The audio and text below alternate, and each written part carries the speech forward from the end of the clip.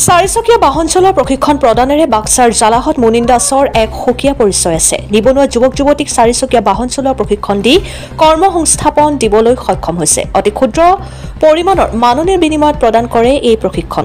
সম্পূৰ্ণ যান বাহন সুৰক্ষা আইন অনুসৰণ কৰি দি গৈছে চাৰিচকীয়া গাড়ী চলোৱা প্ৰশিক্ষণ। 18 বছৰ যুৱক যুৱতী অংশগ্ৰহণ কৰিব পাৰে মুনিন দাসৰ চাৰিচকীয়া বাহন প্ৰশিক্ষণ। বৰ্তমানলৈকে প্ৰায় শতাধিক যুৱক যুৱতীক চাৰিচকীয়া বাহন চলোৱাৰ প্ৰশিক্ষণ প্ৰদান কৰি আহিছে মুনিন দাসে। নিবনুৱা টাইপৰ ল'ৰা আছে বা এনে ঘৰত আছে বা কৰ্মসংস্থাপন বিচাৰি আছে, তেওঁলোকক কিবা এটা উপকৃত কৰাৰ কাৰণে মই সৰু সুৰাকে ড্ৰাইভিং শিকাই থাকোঁ ল'ৰাবিলাকক। তাৰ কাৰণে কিবা এটা মানুহ লওঁ মই, কিন্তু ড্ৰাইভিং সেইখিনি শিকাই আছোঁ।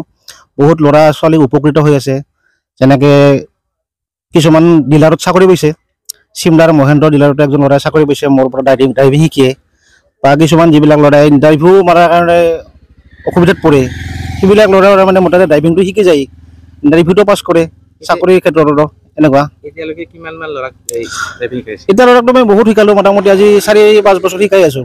তাৰ পাছত বহুত ল'ৰা উপকৃত হৈ আছে, চাকৰি ক্ষেত্ৰতো সুবিধা হৈ আছে। এনেকুৱাকৈ মানে ল'ৰাখিনি উপকৃত কৰি আছোঁ। আৰু এইফালে মোৰ টাইমটো ৰাতিপুৱা 7 বজাত মই আৰম্ভ কৰোঁ, আৰু 8 বজা 8:30 বজাত মই এনে জেনেৰেল শেষ কৰি দিওঁ। কিন্তু যদি আমাৰ কিবা বন্ধ থাকে বা কিবা আমাৰ ধৰি লওক অলপ টাইম থাকে, তেতিয়া আমি অলপ বেছিকৈ বঢ়াই দিওঁ টাইমটো। আৰু যিখিনি টোটেল প্ৰেক্টিকেল ড্ৰাইভিং গোটেইখিনি শিকাই দিওঁ। আপোনাৰতো প্ৰায়ভাগে জানেই জালাহৰ মানুহে প্ৰায় মোৰ নাম্বাৰটো কমন আৰু খুব সুবিধাজনক। এইটো হৈছে 9707 লাষ্টত 434343 3টা 43 দিলে মোৰ নাম্বাৰটো পাই যায়। আৰু মোক মেক্সিমামে চিনি পায় যিহেতু, গতিকে যিখিনি মোৰ লগত আহিব খোজে ড্ৰাইভিং শিকাৰ কাৰণে আহিব পাৰে। প্ৰশিক্ষণৰ দিনীয়া মই এইটো নলওঁ দেই। তাৰমানে মই কথাটো হৈছে কি, মই একদম আজি মই 2009 চনৰ পৰা 10 চনৰ পৰা গাড়ী চলাই আছোঁ।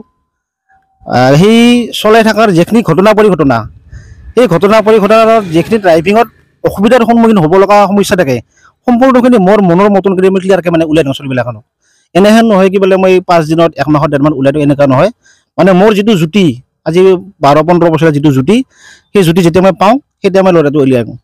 যিবিলাকে শিকে খুব ভাল পায় শিকি, আৰু হ'ল মই নিজে উঠিও ভাল পাওঁ।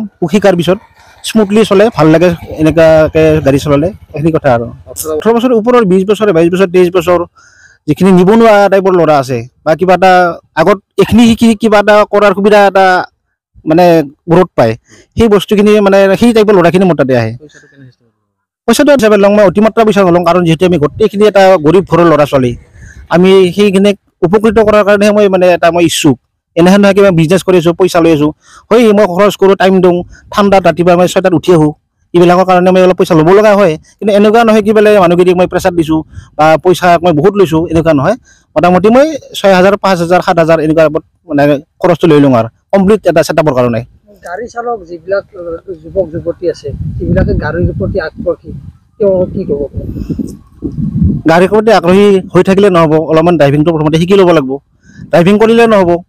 ড্ৰাইভিংটো বহুতে জানে, প্লেইন ৰাস্তাত ড্ৰাইভিং কৰাটো আৰু সমস্যাৰ মাজত ড্ৰাইভিং কৰাটো বহুত ডিফাৰেঞ্চ থাকে। গতিকে সেই